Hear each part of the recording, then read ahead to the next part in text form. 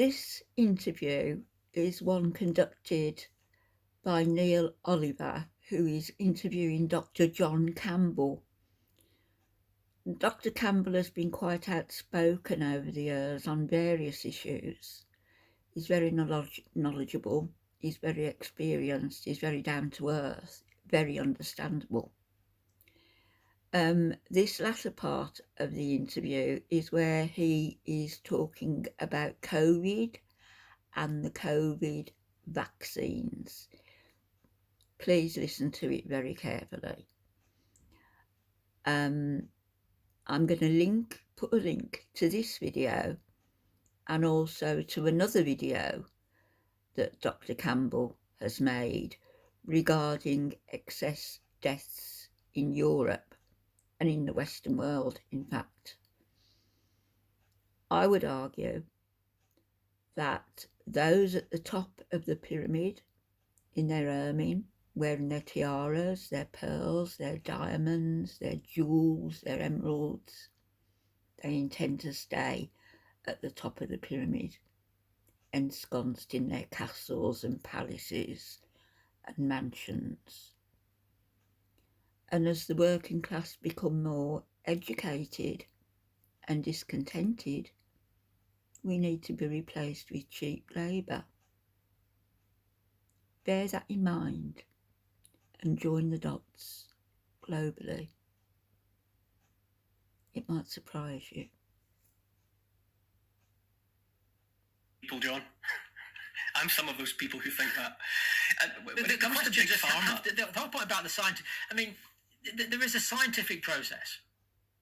You know, someone says, "Is this the case?" Then you collect more data, you reanalyze that data, and then you come to firm conclusions. At the moment, my conclusion at the moment, based on the data I have, is that the vaccines are accounting for some of the excess deaths that we're seeing. A lot of the excess The mere deaths. fact that this is a possibility means that it should be investigated. And as you say, Neil, last week the excess deaths were 1,500 in the UK, give or take.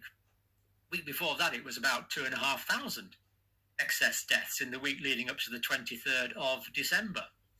Just imagine there was a terrorist attack and 2,000 people were killed. Well, we don't need to imagine. We've had that, haven't we? We've had that in the 9/11 situation. And look at the response. But the fact that people are dying in diffuse parts of the country and it's not all in one place. This is affecting my friends and family as well, who went through the COVID scare, had the COVID jabs, and as a result, I believe, of the COVID jabs, have become quite ill, as I have myself without having the jab. But those with the jabs have become very ill and have suffered all the symptoms that Dr. Campbell has outlined. It's disgraceful. Nobody has tested that vaccination properly. It was rushed out, it was rolled out. One of the companies I know quite well, AstraZeneca, where they abuse and mistreat animals, where they breed animals to maltreat, testing them for the same old thing day after day, year after year. A company intent on only their profits, not on any proper research. Pseudoscientists. Means that somehow it's being ignored, but we have this huge excess deaths. And we're not seeing the chief scientific officer, the prime minister and the chief medical officer standing on TV like we saw in the pandemic saying, well, we've got a bit of a crisis here, but we are addressing it and we are working out what is going on. It is the silence that is deafening. Yes. When it comes to big pharma, obviously you're working as a nurse and throughout your career, you've been inhabiting, the same ecosystem as big pharma. What did you think of big pharma before all this, and what do you make of that entity now? I've always, for some time, and I've taught this for some time, I've realised that the pharmaceutical industry is interested in selling us their drugs. Money, money, money. So one of the classic cases in this was an Australian doctor called Barry Marshall back back in about late 80s, about 1990, I think. He discovered that stomach ulcers were caused by a bacteria, Helicobacter pylori. That's right, I had that. And he discovered that this was curable. We could actually eradicate this Helicobacter pylori. Almost now, killed what that me. means is instead of someone having chronic gastritis over a lifetime and having to take medicines every day for that, you could take medicines for a week or two and eradicate it.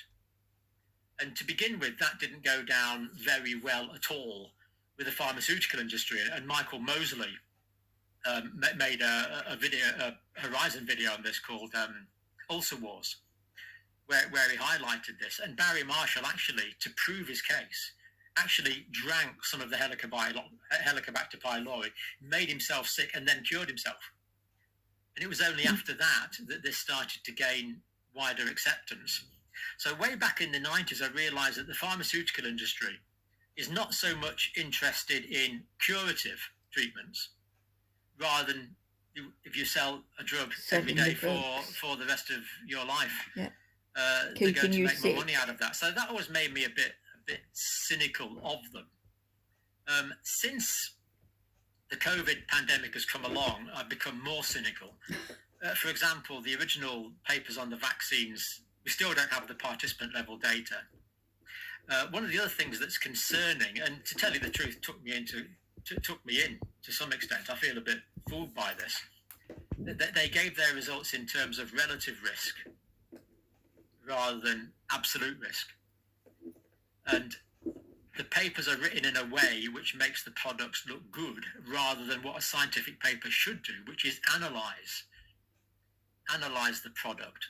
So I got the feeling that papers were being written in a way that was particularly sympathetic to the pharmaceutical industry and not sufficiently analytical, not sufficiently adversarial. And that means I feel we have the risk of what you would call a publication bias. So bodies around the world, like the NICE Institute. Look at the people in government. Look at the wealthy who have got shares in these pharmaceutical companies. Look at the prince and princes and queens and kings of different realms. How often do they get sick? Not too often, because they're aware or are made aware of what will work and what will not work. They get the best treatments, the most effective treatments. We don't. In the UK, for example, will look at the evidence, but that evidence comes from peer-reviewed literature. And peer-reviewed literature, the best peer-reviewed literature is randomized double-blind controlled trials. It's good. The trouble is they cost about $10 million each to put on. Who can afford to put those on? Well, it's the pharmaceutical industry that can afford to put those trials on. I can't afford to run a trial at $10 million any more than you can. So they are selecting what is studied, having an influence, I think we can say, at least on the way it's published. Journals are being, in my view, selective in what they're publishing. So, for example, they were very happy publishing on the efficacy of a vaccine. They weren't happy publishing on the potential efficacy of, as we've said, ivermectin, hydroxychloroquine. Whether they work or not, let's analyse that. So we have this publication bias, and that means that a lot of the evidence that we have to draw on is itself already selective. So rather than being able to look at the whole world of creation, the whole world of nature, we can actually look at the part of the world that money has been spent on doing these trials to give these high quality, in inverted commas, high quality publications that so many of our public health decisions are based on. And that to me is arguably somewhat incestuous, rather than having completely free range of scientists to investigate what they think appropriate. Dishonest. Coming up with things that are beneficial, even if those things happen to be low cost. There's talk now, you'll be well aware of it, of moving vaccination wholly into the realm of mRNA. So where before there has been a different way in which vaccination has been acquired and how it's been introduced to people's bodies, there's now talk about it being mRNA all the way. with that, and also with what has happened in the last 2 years, what do you think is the status of the culture of vaccination here in this country and around the world? Where I got, my kids are all teenagers now, but we got them all the MMR and all the childhood vaccinations, everything that was going, our kids got. I mean, how much damage or how much of a hit do you think that faith in vaccination has taken? Yeah, I think just to validate what you've said there, Neil, the British government have recently announced a collaboration with Moderna, and they're building a plant to produce 250 million mRNA vaccines a year in the UK. There's a similar plant to generate 100 million doses per year in Australia, and a similar plant to generate 100 million doses per year in Canada. Now, I think we have to distinguish really between traditional vaccines and the mRNA vaccines. So the traditional vaccines, what you're normally doing is you are taking the virus or the bacterium. You kill it usually, or you attenuate it, or you mush it up in various ways. So you're actually giving dead virus or bacteria, what we call antigens. The immune system then recognizes that, and it makes antibodies and stimulates the immune cells to combat that. And because that is foreign material, it will be eradicated by the body's immune system really fairly quickly. And it works. It's not going to hang around in the immune system. I mean, the word vaccine comes from vacos, for cow, because the original vaccine, the Edward Jenner vaccine, was cowpox, given to a young boy called James Phipps, who was the first person to receive it, and it protected him against smallpox. That's where it all came from. After that, we developed lots of antigens that we give to protect us against the live version of that antigen. Whereas the mRNA vaccines are completely different.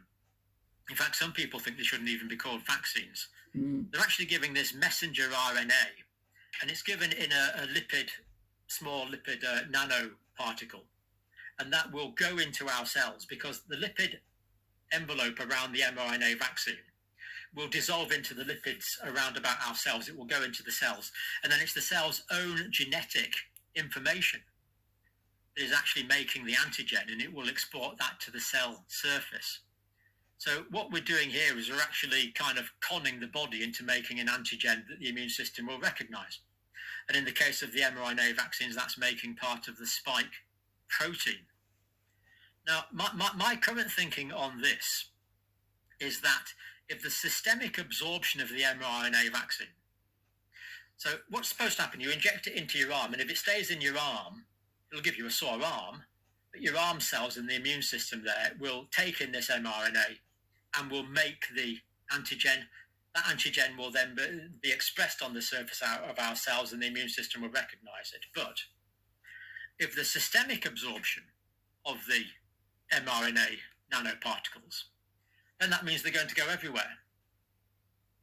And all of the cells in the body have these fatty phospholipid cell membranes. So I can see no reason, this is my thinking at the moment, why these lipid nanoparticles cannot go into any cell in the body. For example, if the systemic absorption of the vaccine dose, it could go through the heart, into the be brain, absorbed into the myocardium. And I don't see any reason why, just as the cells in your arm can take in the messenger RNA and produce an antigen, that shouldn't happen in the cells of the myocardium. And again, my thinking is that the myocardial cells would then produce this antigen, put it onto the surface of the myocardial cell. That would then be recognized by the immune system, which would generate an immune response. But with the immune response, we also get an inflammatory response. When we get an inflammatory response in medicine, we call that itis. So if it was the myocardium, inflammation of the myocardium, myocarditis.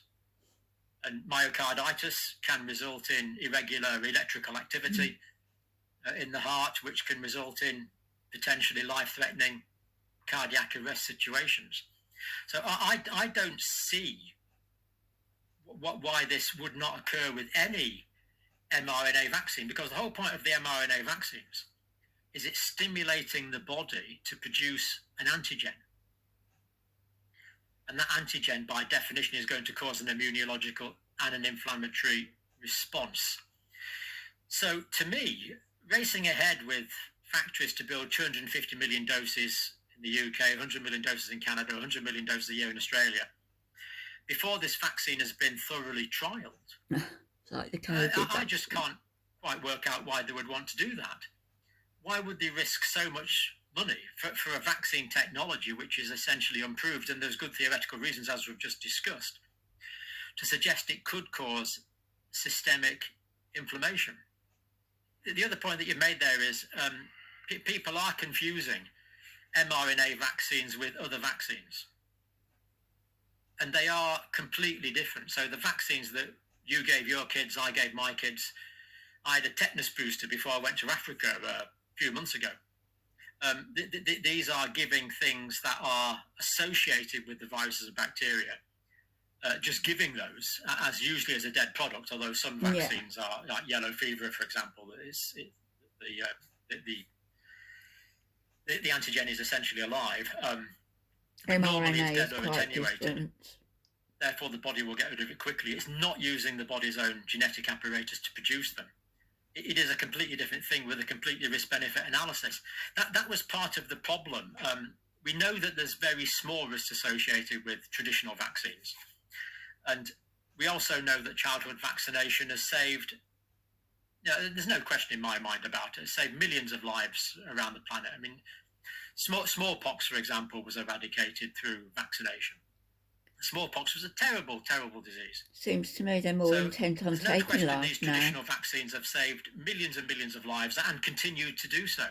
Measles vaccine. Measles is an awful disease. Measles kills lots of children around the world. And to vaccinate against that with a attenuated measles virus, I still believe it is a remarkably good idea. So because we know these vaccines are quite safe, when the mRNA vaccines came along, we thought, well, this is a vaccine, and we know that vaccines are quite safe. But this is a completely different class of vaccine because we are stimulating the body into making the antigen rather than giving the antigen. It's a completely different thing. So I say again then, John, what do you think? They are mortal.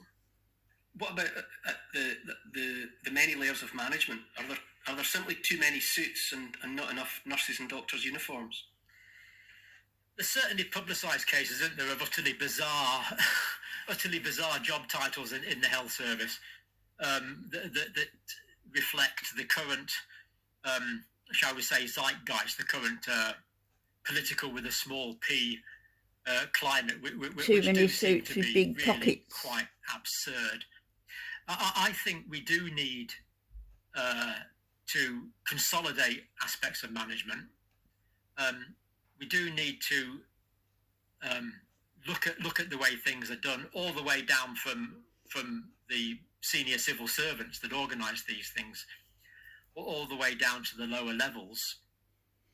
We do need to prioritise clinical care, but there again, there is administration needs to be done.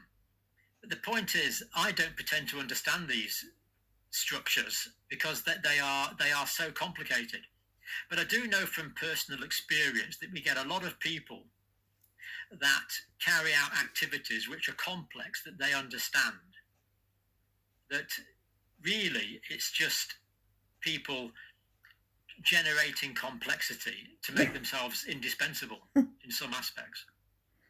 And we need to have someone who has the authority to cut through that, sometimes to be quite draconian in that.